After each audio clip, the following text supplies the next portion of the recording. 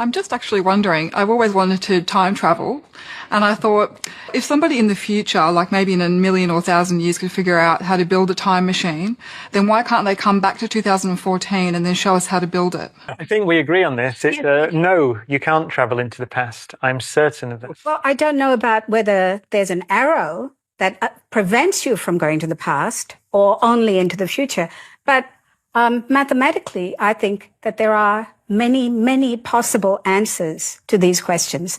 You know, if you take just a three-dimensional cube and you look at one corner of this three-dimensional cube and then you compress one corner down to the diagonally opposite corner, then what you do is you flatten the cube and it becomes a hexagon. If you take that structure, which is hexagonally symmetric, it turns out that these types of symmetries are in crystals, and there are a very few number of these regular symmetries that are exhibited in crystals in 2 dimensions.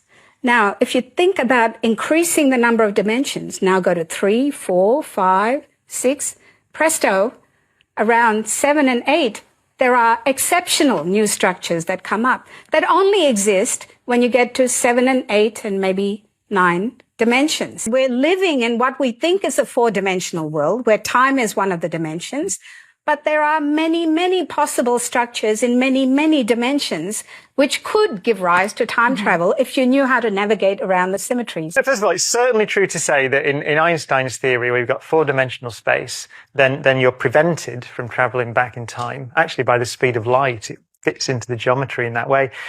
You're right, though. You can imagine wormholes and these ideas that you can tunnel through and take shortcuts. It'd be like going from London to Australia by going through the Earth rather than around the 2-dimensional surface on the edge. But I've heard Stephen Hawking has a thing called the chronology protection conjecture.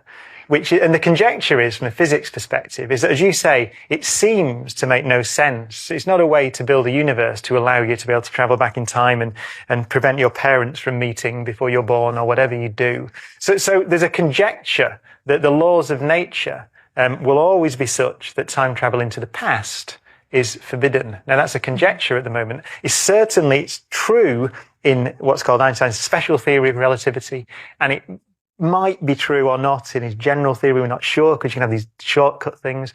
But I think most theoretical physicists would say we'll conjecture, as Stephen Hawking does, that the physics protects the past.